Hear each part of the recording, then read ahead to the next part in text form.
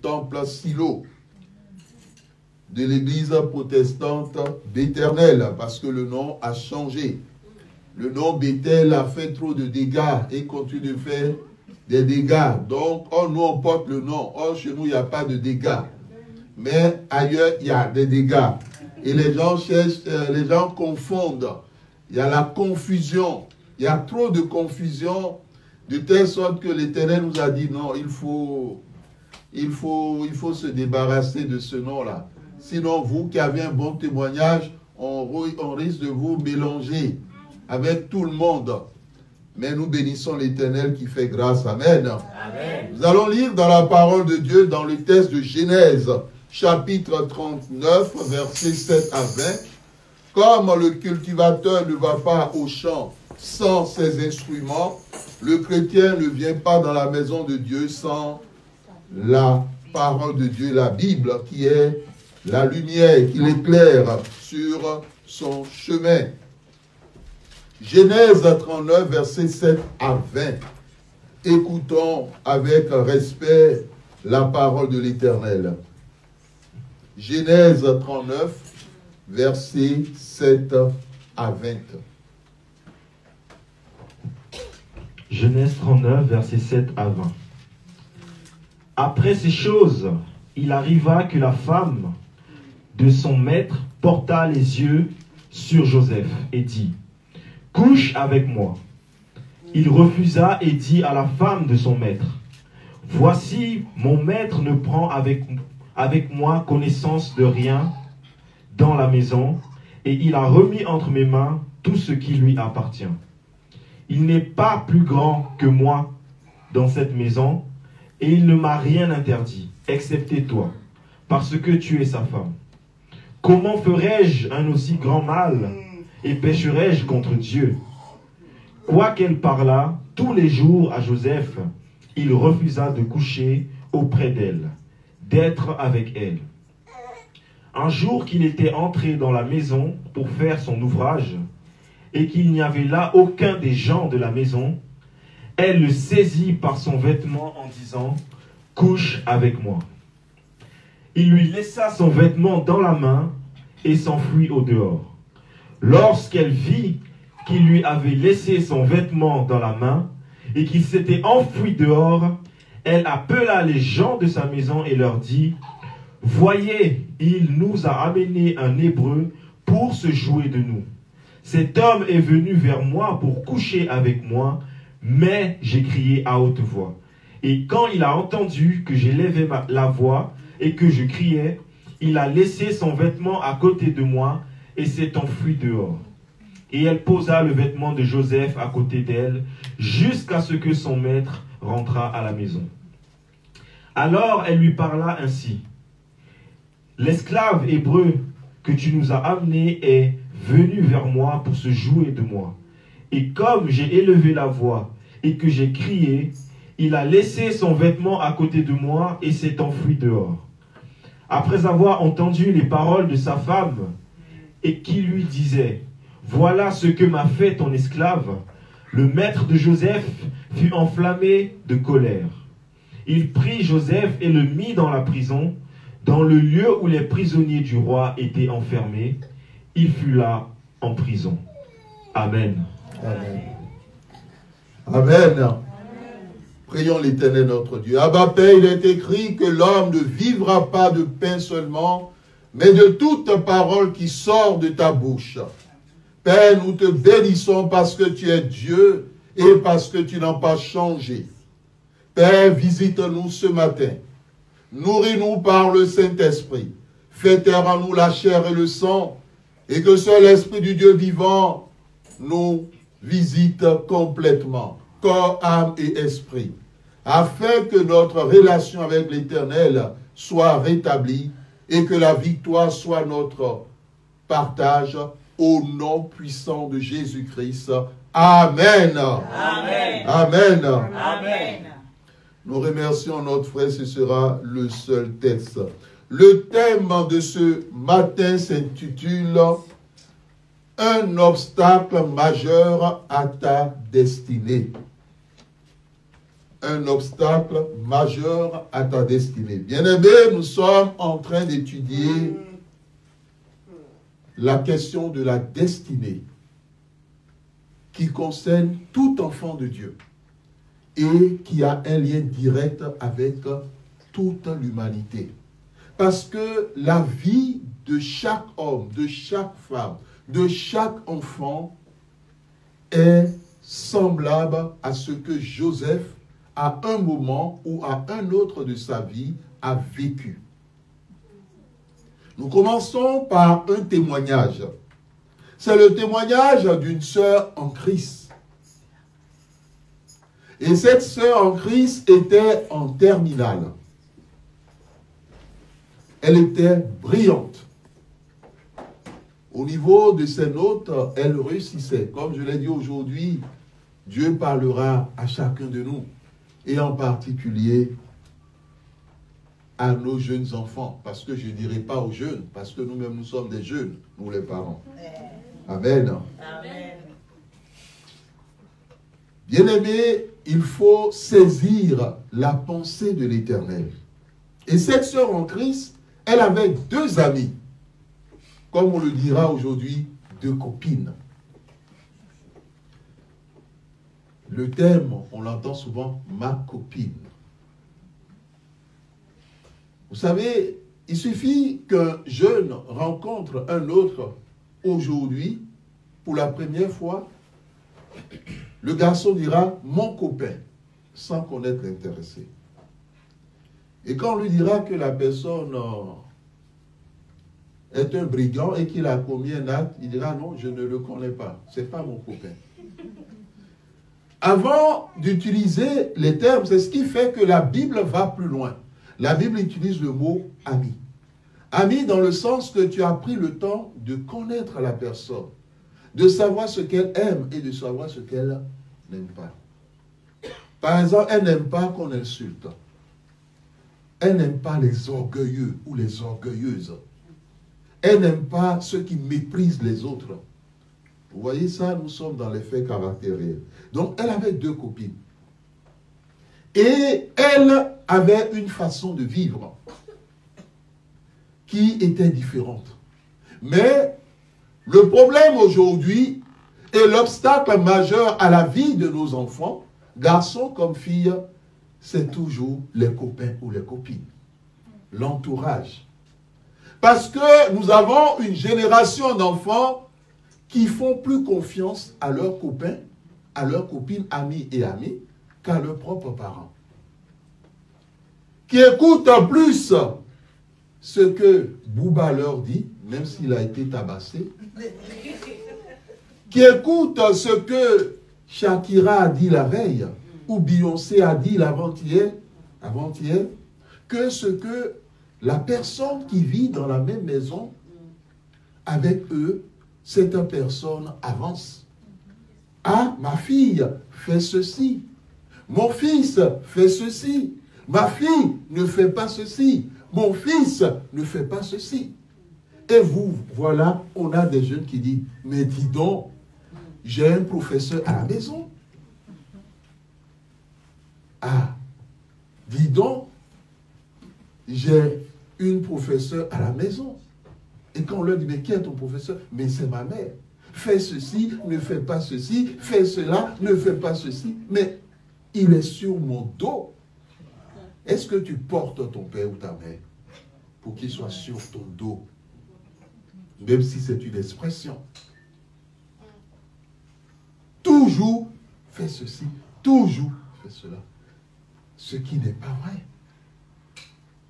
Mais les jeunes ont tendance à déformer les faits et à les augmenter et à les présenter à leurs amis d'une façon ou d'une autre. Et les amis lui disent, mais dis donc, toi ton père c'est un Hitler. Amen. Parce que moi, à la maison, moi, ma maman, c'est maman gâteau. Tout ce que je demande, elle me donne. Mais moi, quand je dis, maman, je sors, je sors. Quelquefois, je ne dis pas, maman, je sors quand même. Et maman ne dit rien. Mais quelle mère toi tu as? Quel père tu as? Parce qu'il faut, pour aller ici, il faut que tu demandes la permission. Pour aller, mais pourtant, tu es déjà majeur. Amen. Parce que dans la pensée des jeunes aujourd'hui, être majeur, c'est le début des bêtises. C'est le début où vraiment je suis majeur.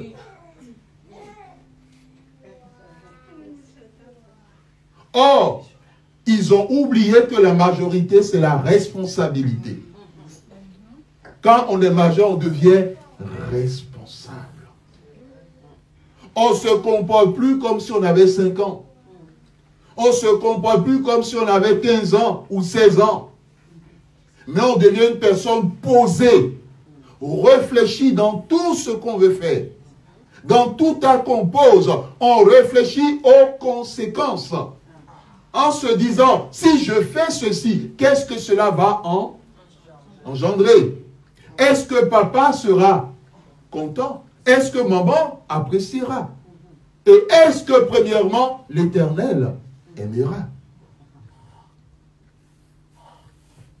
Bien-aimée, cette sœur en Christ, à force de pression, de propos répétés, ah mais qui est ton copain? Mais quand est-ce que je peux voir? On peut le voir. Elle dit, mais je n'ai pas de copain. Actuellement, ce qui est important pour moi, c'est mon avenir. Je veux obtenir mon bac avec une mention très bien.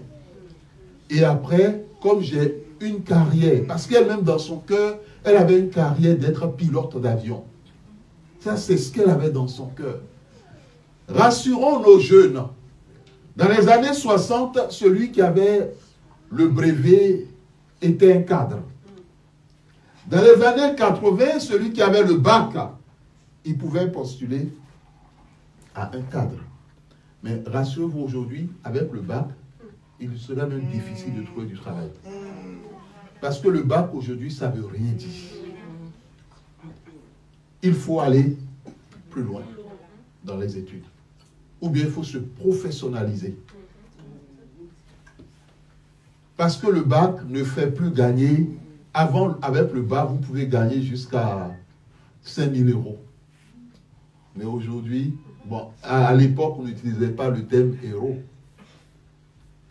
Mais aujourd'hui, ce n'est qu'une étape. Considérez ça comme le diplôme avant le brevet.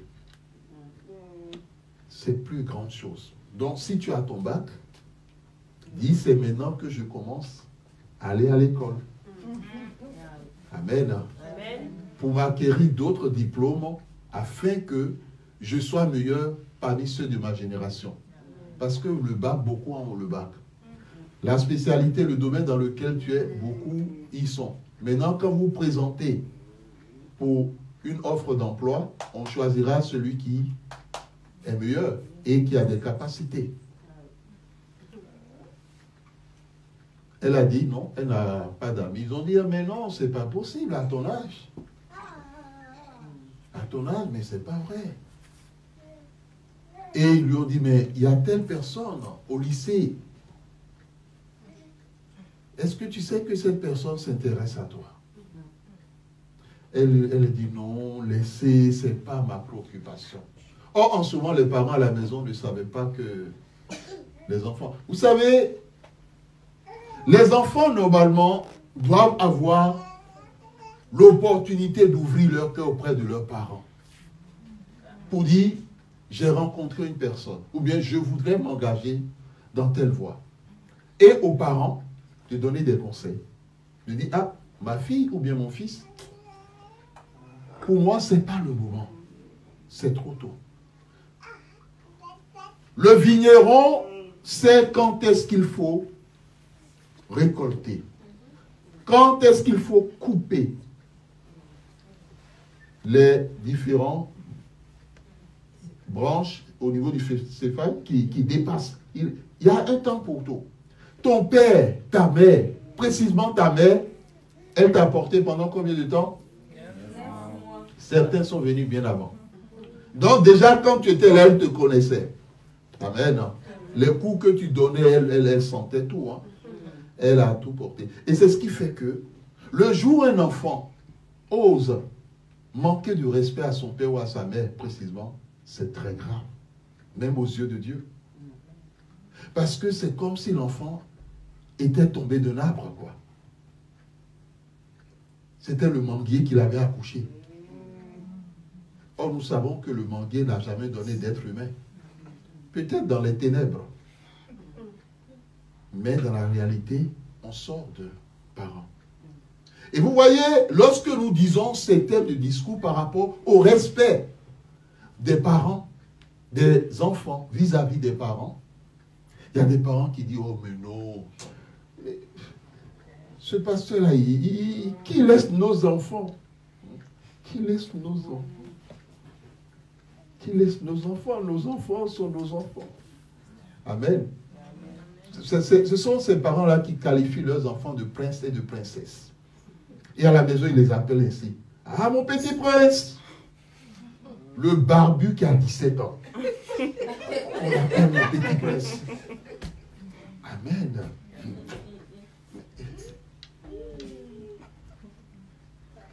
À 22 ans, on l'appelle ma petite princesse. Cela veut dire qu'elle n'a pas grandi. Elle est toujours dans l'œuf, en train d'être couvée. Bien-aimés, nous sommes appelés à conseiller nos enfants, leur donner des conseils.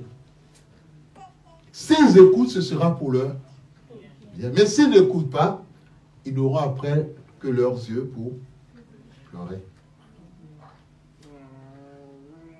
J'avais eu une discussion avec plusieurs parents d'élèves, plusieurs parents d'enfants. On parlait, j'ai dit, mais aujourd'hui, on constate que les enfants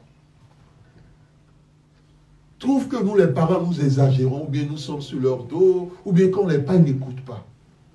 Alors l'un des parents a dit, mais ce que lui, il pense de tout ça, c'est qu'il faut laisser les enfants se brûler. D'abord. Non, mais il a été direct. Il a dit, lui, il faut les laisser se brûler. Il dit, quand un enfant va vers le feu, et on lui dit, demi-tour, l'enfant n'écoute pas. L'enfant dit, mais pourquoi on me dit de ne pas aller vers le feu? Non, non, c'est parce que c'est bon. C'est ce pourquoi on me dit de ne pas y aller. Bon. Et demi-tour, bon. L'enfant observe, il joue, cache-cache, il regarde, il n'y a personne, il court. Il dit, le jour où il va, sa main entrera en contact avec le feu et qu'il va le sentir dans sa chair, dans son corps. C'est là, personne prochainement ne lui dira, ne va pas. Lui-même, il n'ira plus. Parce qu'il a vu ce qui s'est passé et ce qui s'est engendré. Bien aimé, en fin de compte, cette sœur, elle est tombée sur un sorcier. Le garçon que ses amis lui ont présenté était dans les ténèbres. Premier rapport sexuel, elle tombe enceinte. C'était en début d'année. Là, les examens, tout ça est devenu compliqué. Et quand après l'Éternel s'est révélé à elle, l'Éternel a dit oui, ce qu'elle avait dans son cœur, c'est ce que lui-même il avait prévu pour elle, pour qu'elle soit la première femme pilote de son pays. Ce n'est pas quelque chose qui date d'aujourd'hui, ça date d'un certain temps. Mais elle a tout perdu. Parce qu'en fin de compte, elle a accouché de 2 jumeaux. C'est des jumeaux qui ne dorment pas la nuit.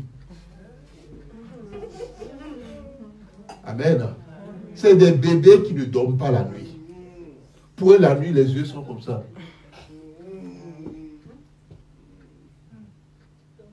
Et le jour, c'est là où ils dorment. Et ils passent la plupart de leur nuit à crier. et à pleurer. Quelquefois, lorsqu'il pleurait, mais il n'y a pas de larmes.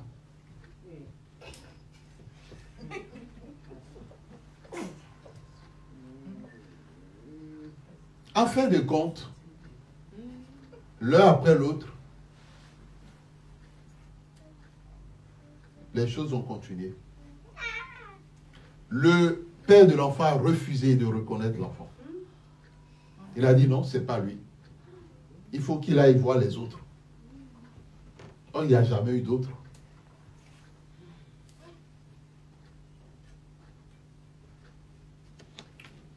L'Éternel est en train de parler à plusieurs parmi nos enfants.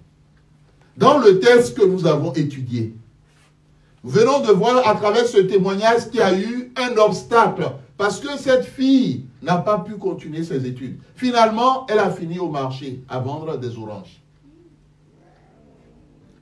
Au lieu de la carrière qui lui était en premier lieu destinée.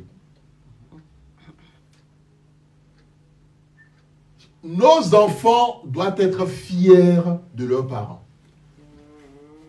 Que les parents aient le peu. Vous savez, il y a des enfants qui ont honte de leurs parents. Amen. Ah, maman, je n'aime pas que tu m'accompagnes à l'école. Ni au lycée. Vraiment. Reste un peu à distance. Si tu veux quand même venir. Amen. Bien aimé, la personne t'a porté. Non, si elle disait aussi reste en distance, ça c'est avortement ça. Et là, tu ne serais même pas dans ce monde.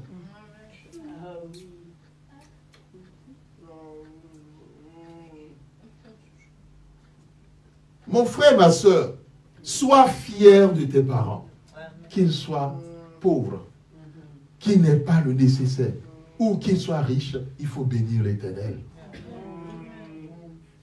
Lorsque tu constates, toi, enfant, que telle chose que ton père ou ta mère fait qui ne te plaît pas, mets cela dans la prière.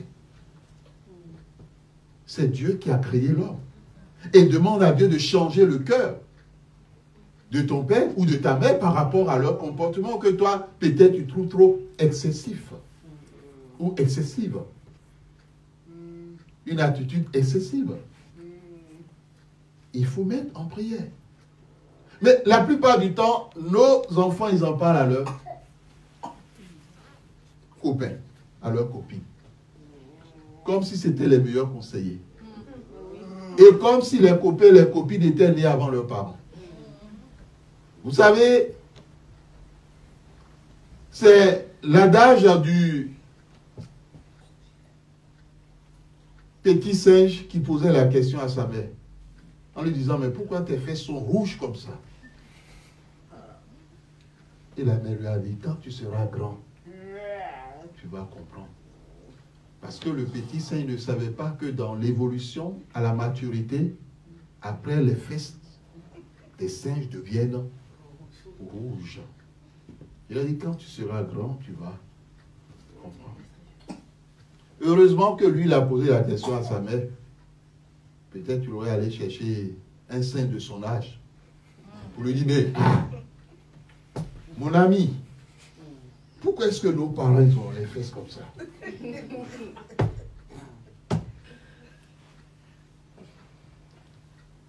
Le saint du même va dire, il va dire quoi?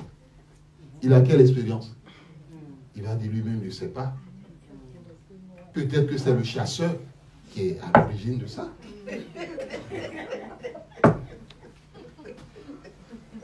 Ce qui est sûr, il lui donnera une réponse. Et c'est ce qui se passe avec nos enfants. On leur donne, leurs amis, copains, copines, leur donne des réponses qu'ils avalent. Comme des jus de fruits.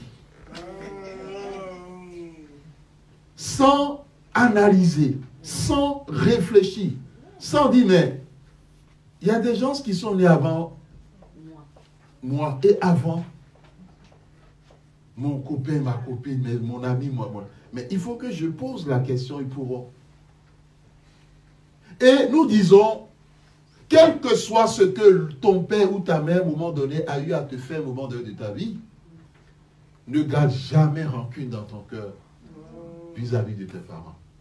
quelle que soit la situation, il faut pardonner à cause du Seigneur Jésus-Christ. Il faut pardonner. Vous savez, le pardon libère. Tu veux être béni. Or, la bénédiction dans ta vie passe par ton Père, passe par ta mère. Amen. Or, tu as gardé rancune contre l'un et l'autre. Si c'est un père qui est mauvais, que tu prennes tes distances, aucun problème. Mais dans ton cœur, il faut que le pardon soit, pour que tu ne sois pas toi-même un obstacle à ta bénédiction.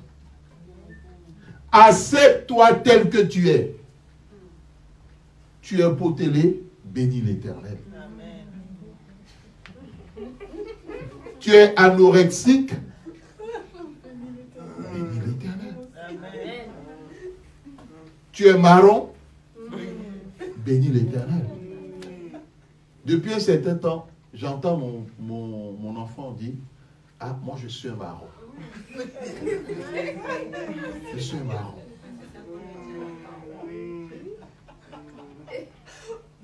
Il s'accepte comme il est. Ne laissez personne vous amener à avoir honte de votre couleur de peau.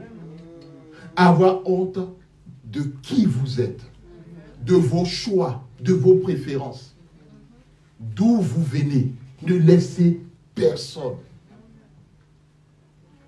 Tant que ces éléments sont en conformité avec ce que la parole de Dieu dit. La Bible dit, lorsque Dieu a tout créé, il les a créés bons. Et il a trouvé que c'est bon. Amen. Amen. Parce que il y a certains de nos enfants qui auraient voulu naître dans la famille du président Macron.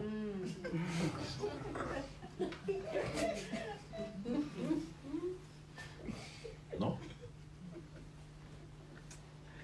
D'autres auraient voulu vraiment, si j'étais né aux États-Unis.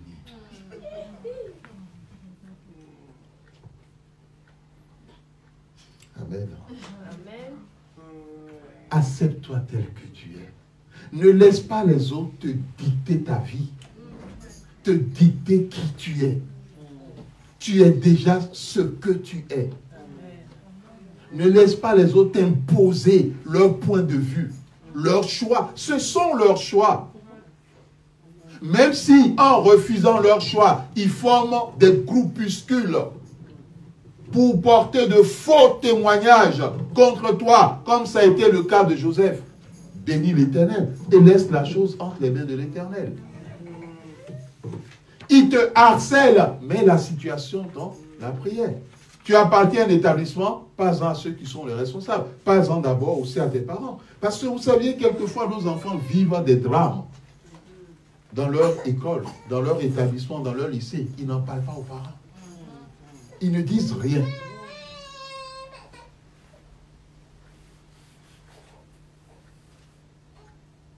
Ces derniers temps, la plupart des émissions que j'ai eu à regarder à la télé, j'ai vu des hommes et des femmes qui acceptaient leur corpulence. Ils étaient même heureux de leur corpulence. Ils étaient heureux. Or, certains de nos enfants, d'autres passent je ne dirais pas des heures devant le miroir. Si on doit totaliser le nombre de fois par mois ou par semaine, pour regarder, pour tourner la tête, pour regarder le devant, et vice-versa, comme s'il n'avait rien d'autre à faire. Accepte-toi tel que tu es. Qu'on te traite de ceci, il faut dire à la personne merci. Amen. Sale négro, merci. Être fier de ce qu'on a. Est-ce que quelqu'un parmi nous a choisi qui veut être? Est-ce qu'on a choisi avant d'être dans ce monde? Non. Est-ce qu'on a choisi nos familles? Non. On s'est retrouvé dans cette famille. On est né parce que Dieu a voulu qu'on naisse dans cette famille. Quelquefois, certains de nous, nous sommes nés dans des familles où nos parents n'ont pas fait le choix de servir l'Éternel. C'est vrai, c'est difficile. Ils ont décidé de servir le diable. C'est compliqué. C'est très compliqué quand on sort de telle famille. Parce que c'est la guerre sur le plan spirituel.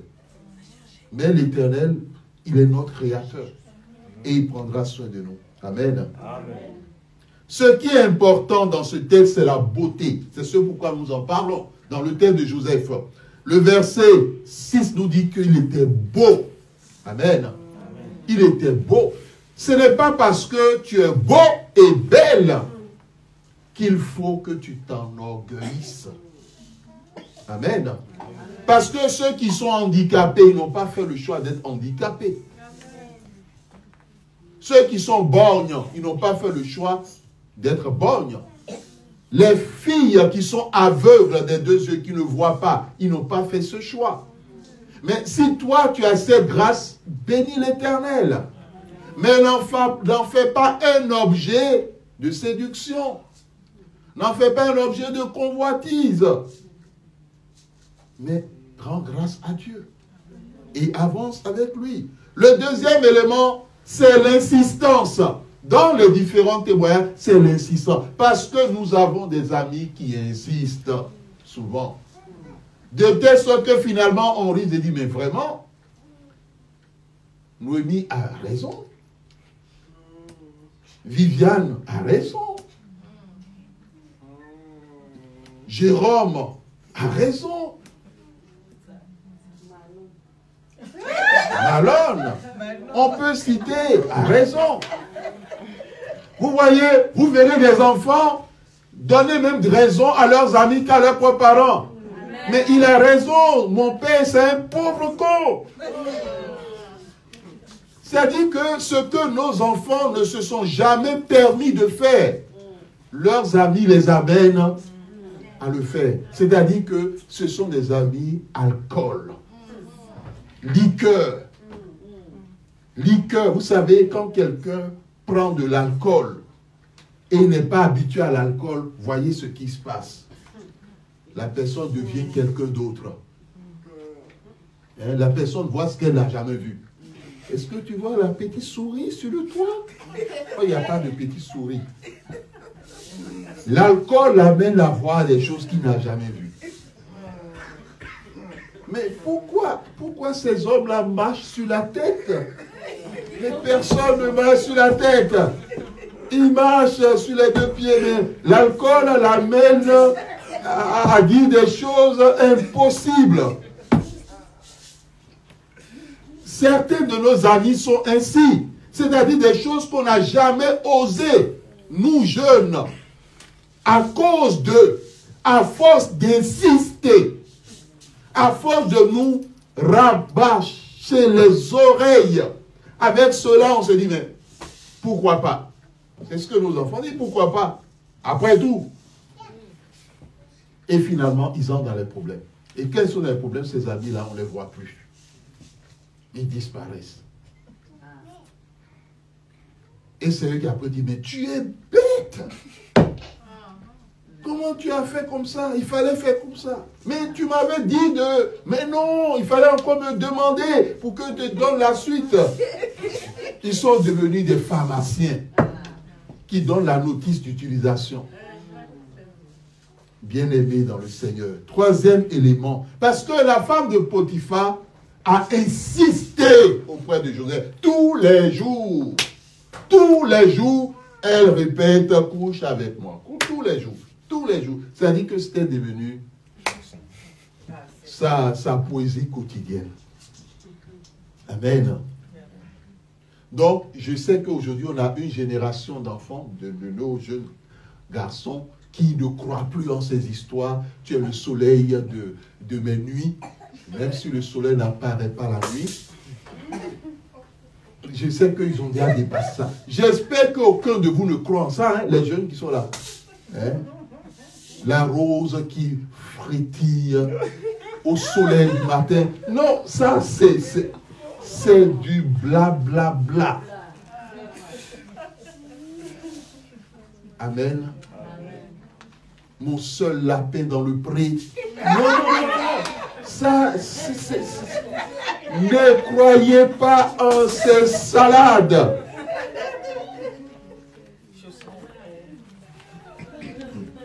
Quand quelqu'un te dit ça, c'est qu'il y a d'autres lapins hors du pré.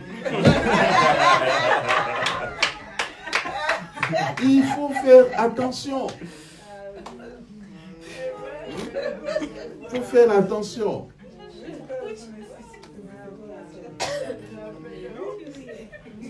Nos enfants prenaient des garde-fous. Joseph a dit non. Parce qu'il y a une chose qui est fondamentale et que vous devez garder. Et c'est avec cette chose que nous allons nous arrêter avec l'Éternel ce matin. Prenez en compte ce que Joseph a dit au verset 9. Personne n'est plus grand que moi dans cette maison. Et il ne m'a rien interdit sauf toi, parce que tu es sa femme. Comment pourrais-je, c'est ça qui nous intéresse, commettre un aussi grand mal et pécher contre Dieu? Tout péché est contre l'Éternel. Que l'Éternel bénisse sa parole dans nos cœurs. Amen. Amen.